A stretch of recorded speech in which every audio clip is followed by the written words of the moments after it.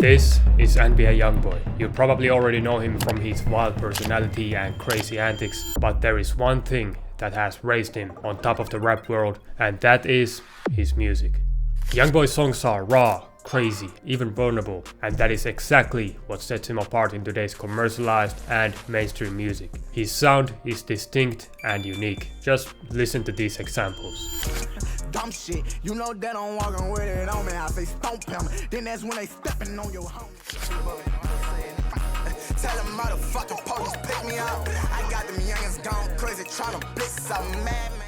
Like on Gucci man in 2006. All these diamonds dancing on my fucking neck, cost like 4 bricks. NBA Youngboy isn't afraid to be himself, and that's exactly why his music is so appealing to his listeners. In today's video, we're going to dive deep into NBA Youngboy's production and break down exactly what makes it so unique and awesome. We are going to make 3 signature NBA Youngboy type of beats, each one in different style: Baton, Rouge, Pain, and Soul.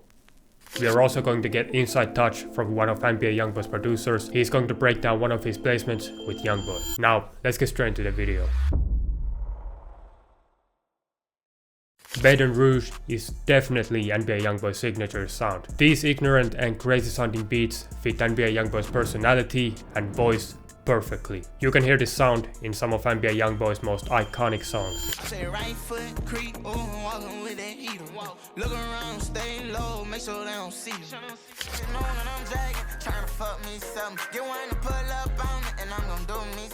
Let's break this style down into pieces.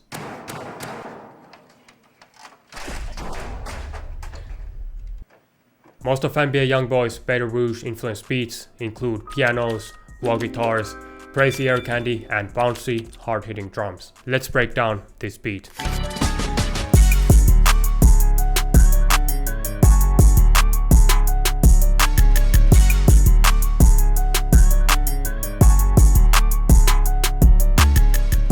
First off, we have these keys, and we are working with simple bass notes and half steps on the top line melody. The piano bass notes are creating the vibe and the bass for the rest of the melody. Listen to these.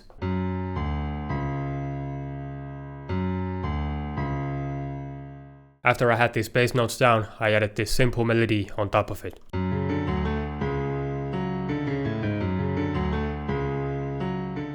And one thing that is very common in these NBA Youngboy Baton Rouge melodies is that we are going to use a lot of the half steps in the piano scale. This is going to give you a dark and aggressive sound on the piano. After I had that melody down, I added these top keys, and the same theme applies to these ones as well. I utilized a lot of the half steps, and that's honestly what the whole melody is based upon.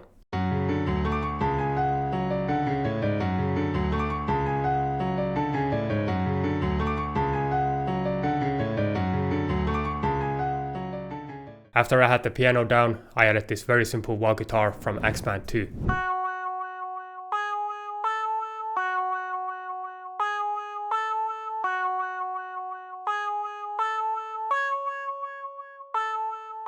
After I had the guitar down, I added this very simple bass line that is following the root notes of the bass notes in the piano, and this is from X-Band as well.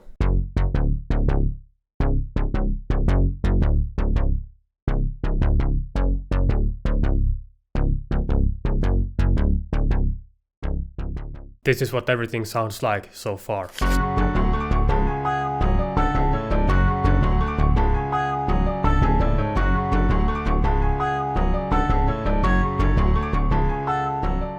You can instantly hear that we are getting that dark, aggressive Baton Rouge type of melody already with just 3 instruments. But the melody isn't done yet. After I had added all of this stuff, I went on to the Ultimate Baton Rouge toolbox and I added a bunch of ear candy sounds.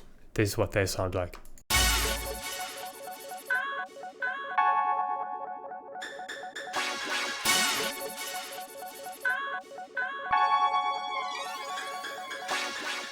These ear candy sounds are very important for these NBA Youngboy Baton Rouge melodies because they are what give that melody that ignorant sound. Once I was done with the melody, I moved on straight to the drums and I started with a basic hi-hat pattern and a clap.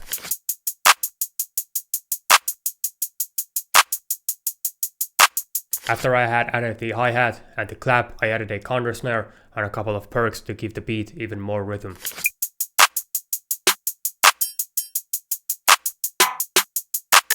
After I added the snare and the perks, I added the punch, which is the 808 and the kick.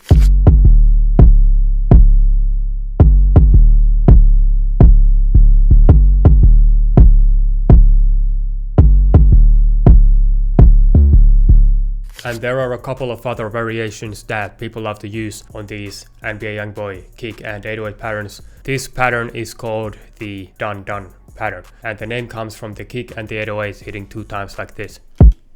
And some people say that this pattern is overused, but in my opinion it sounds good, so it doesn't matter. Other patterns that you can hear on NBA Youngboy songs are, for example, this or just this. But there is no right or wrong way to do this. Just do what sounds good and fits the melody, and I'm sure that you're gonna make a crazy beat. All of these drums are from the ultimate Rouge toolbox, which is available right now on nitroaudios.com. The final thing on the beat is the arrangement. I started off with a basic intro over here for 16 bars, but you can go, for example, for 8 bars if that seems fitting on your beat. Then we have a hook section where most of the sounds are playing. After that I take some instruments out, some drums out, and we have a more calmer verse section. Then we have a bridge over here to help the beat kind of get some breathing, and after that we have everything else one more time. Then we have a outro over here. Alright, now that we have covered the first part of NBA Youngboys production, let's move on to the more emotional and vulnerable side of it, pain beats. In this section, I'm talking to an insanely talented Billboard producer who has produced songs for NBA Youngboy, Jada Breezy, Chris Travis, and many more. In this interview, he's going to spill out a lot of sauce on how to get placements, sample making, and producing in general. He's also going to break down one of his placements with NBA Youngboy, My Body. Let's welcome Ask Me. You have produced one of my favorite songs by NBA Youngboy, My Body. Do you want to break it down? Oh yeah, absolutely, man. Let's do it. The whole thing started with a loop that I got from my good friend JB Sauced Up.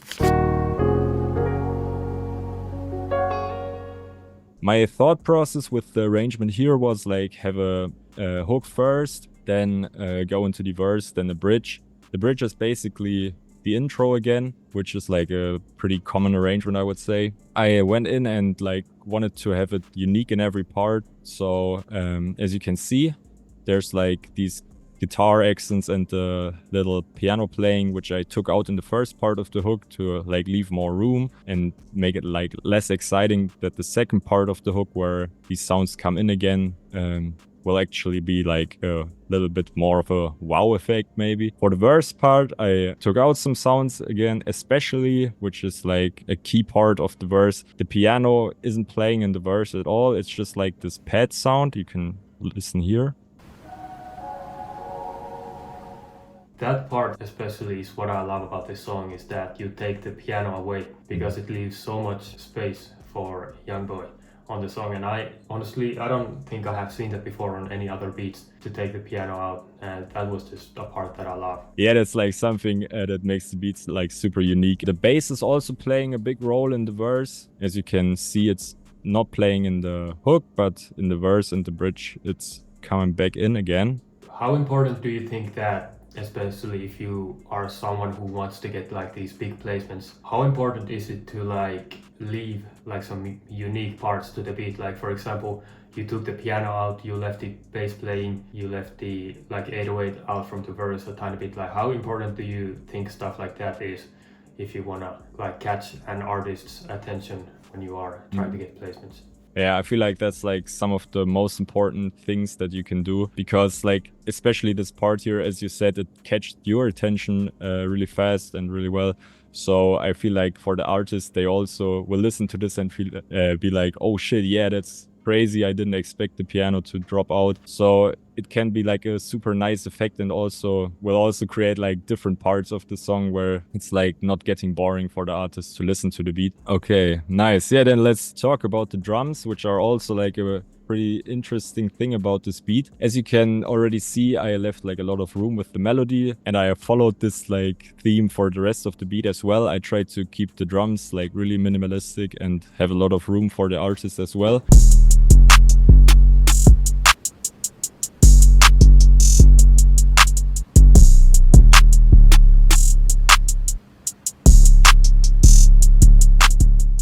There's a little trick going on here in the hook especially, as we're leaving out the kick in the first part and we'll introduce it later in the second part. Also the counter snare also just coming in the second part and is left out in the first part. For the open hat it's just like on the one. The clap also like super basic, just like a normal clap. The hi-hats go a little bit more crazy, nothing super special, but we got a few rolls going on and some notes going down with different velocities and stuff.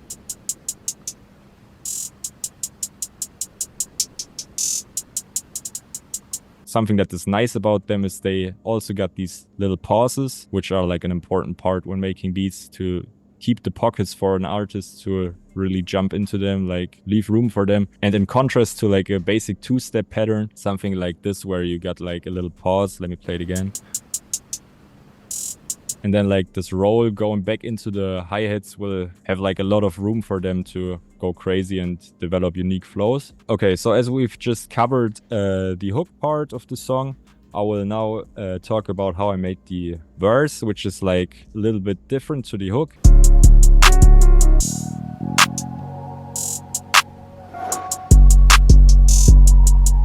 As you can see, it's like leaving a lot of room for the artist to start their verse however they want. It's also hitting like super hard here because I got the riser going on.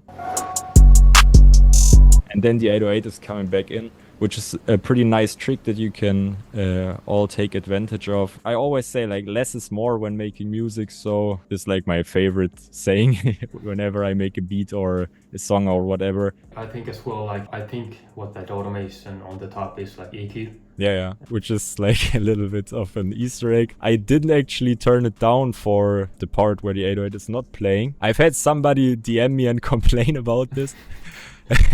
Which was like a little bit interesting because he got super mad and ended up blocking me because I feel like it was another producer. I think he was mad that I got the Youngboy placement with such a simple beat, and then I even forgot to adjust the automation.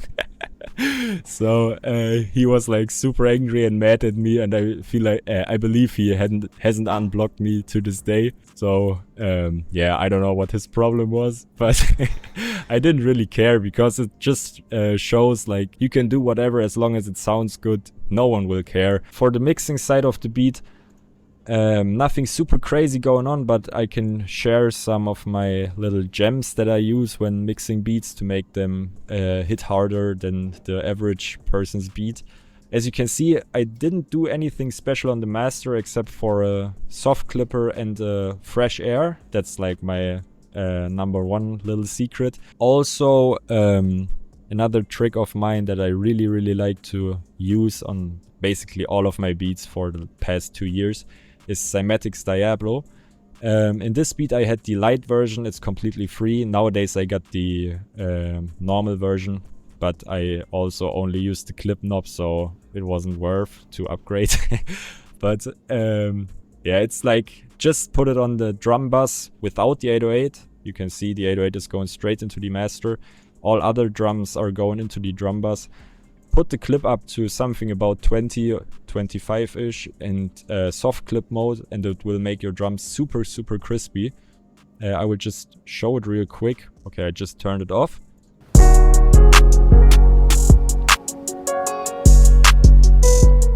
This is how it sounds without and now with it.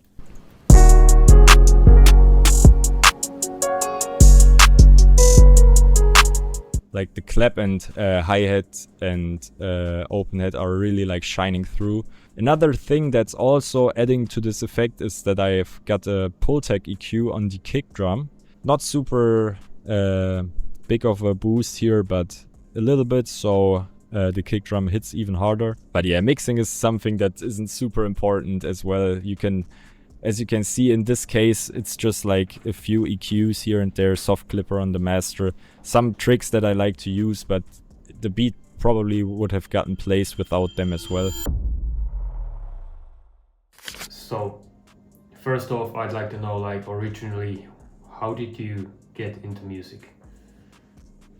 Okay, so yeah, it's been a long music journey for me. I've been playing trumpet for like maybe 12-15 years, something between that. I started when I was really young. Then I started to learn to play guitar like 8 years ago, and around the same time I started to get into beat making. It wasn't like super special in the beginning. I had like my first experience with it on my phone, where I had this app, I don't know the name of it anymore, but you could just like add some sounds together, create like a little composition. I looked, it was like maybe from 2017 or something like this, so I was only 13 or 14, something like this. It was horrible, but it was my first beat, so I guess it's interesting. And yeah, from that on I always thought like, okay, music is pretty nice, I like to play my instruments and I want to create more.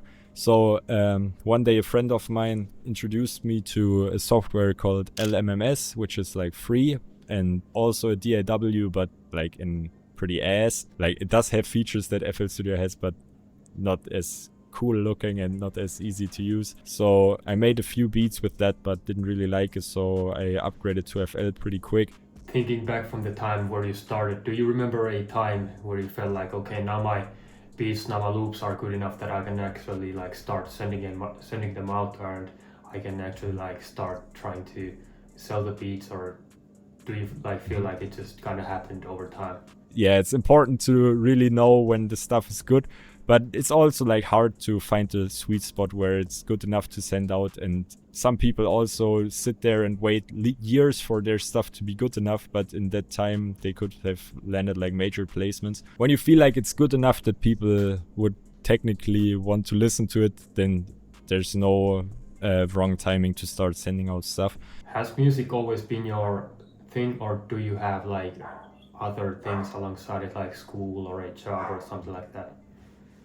Yeah, most of the time when I was making beats I was still in school, because I started like in 2017-18, around that was still when I was in school. But nowadays I'm going to uni, so I basically just live a normal life and do music on the side. Next off, I have the question about how did your song with NBA Youngboy come together, but I think we went through that on the beginning of the sample breakdown, so I can say something about this really quick, just a short summary.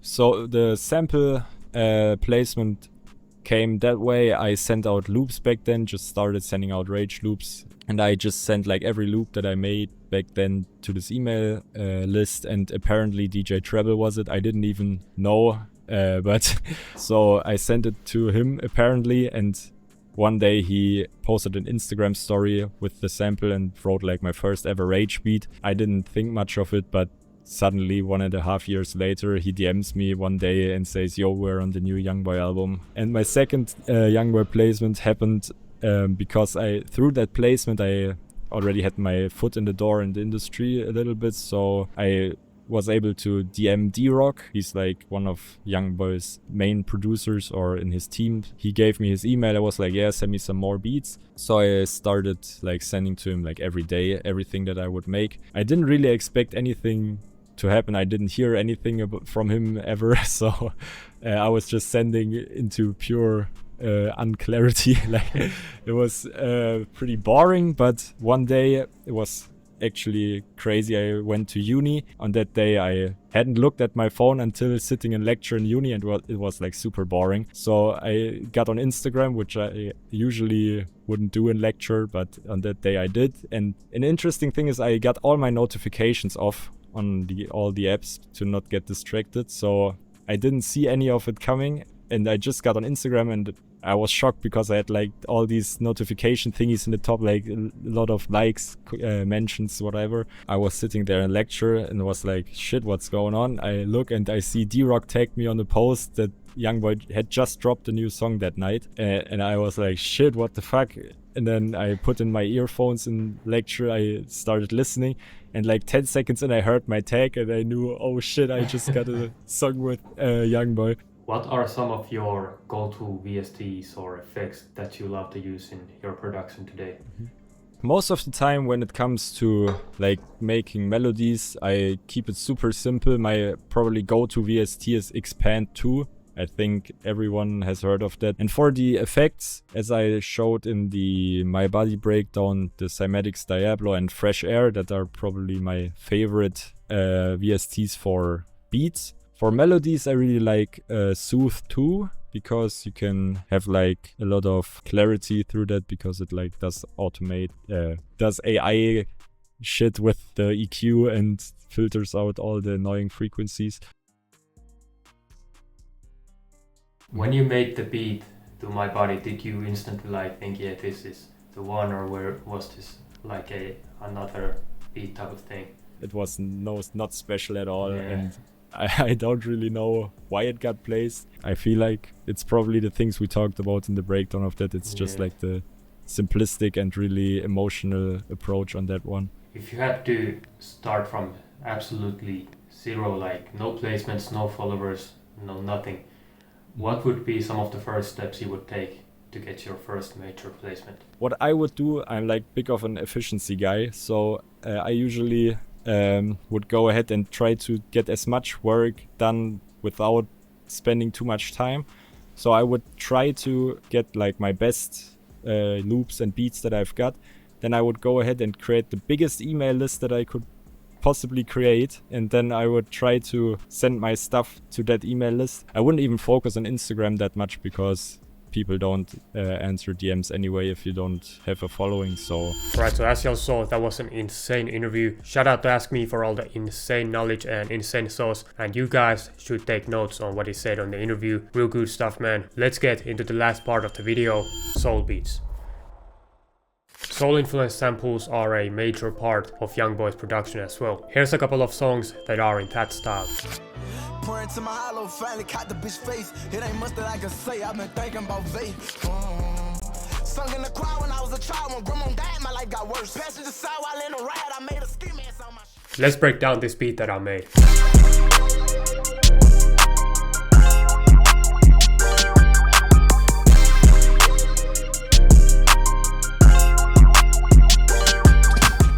Alright, so in this style of NBA Youngboys production, the most prevalent instruments are pianos, guitars, saxophones, and all kinds of real instruments. And to start off this beat, I started off with these keys, and these are extremely simple, just basic chords playing. This is what they sound like.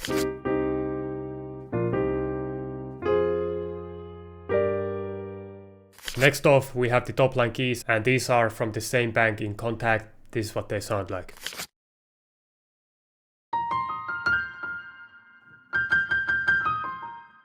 NBA Youngboys soul melodies are always so groovy, so I wanted to keep that style in this beat. And what helped me is following the scale. We are in C minor, and as you can see, I used the notes from that scale, and that's definitely a major part of making these melodies. Another trick for these top line melodies is to think about your velocity. So as you can see, I emphasized the notes that I wanted to be most present on the sample, and this little roll just completes the melody.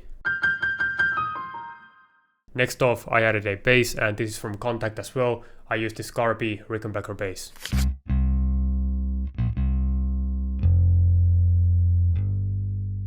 I kept the bass line extremely simple, didn't want to do too much, just followed the root notes of the chords that I showed you earlier. And to finish off the melody, I went to the Ultimate Baton Rouge toolbox, and I took out a lot of wah guitars, little ear candy, perk loops, and stuff like that. This is what they sound like.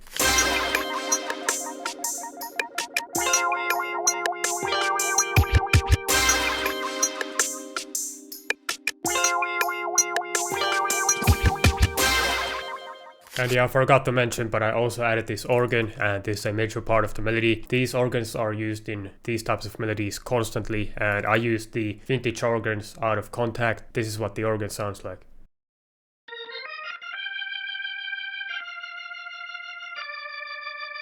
Very basic but groovy, perfect for these kinds of melodies. Now let's move on to the drums. These drums are very basic and for the most part very similar as on the Baton Rouge, so I won't break them down in too much detail, but let's go over the basics. First off, we have a basic hi-hat and a clap pattern. This is what they sound like.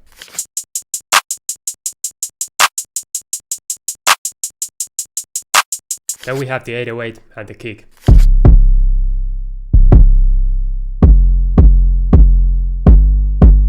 And as you can see, the drum patterns are almost exactly the same that was on the Baton Rouge beat. And honestly, NBA Youngboy loves these types of drum patterns. To finish off the beat, we have some percussions, open hi-hats and stuff like that. These are what they sound like.